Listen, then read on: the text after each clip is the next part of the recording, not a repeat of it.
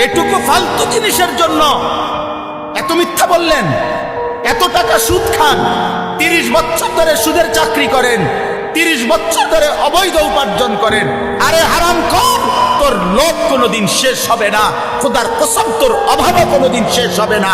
এই কিস্তি চলতে চলতে, সুদ চলতে চলতে, লোন চলতে চলতে কবরে চলে যাইবা, আর আখিরাতে জাহান্নাম ছাড়া আর কিছুই মিলবে না বেটা। কেউ মাতবরি করেন না, আমিও না, আপনিও না।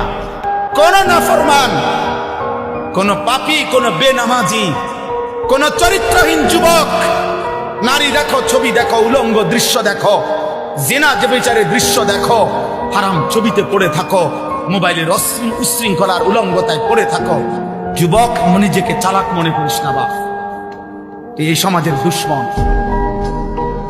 এই জাতির কলঙ্ক।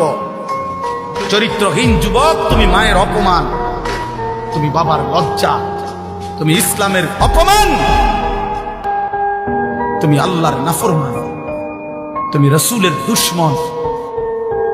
পৃথিবী তোমারে মনে রাখবে না, এ বাতে খাইতে পারবা, দুনিয়ায় ভোগ করবা, বেডি সেবার, নারী সেবা, শরীর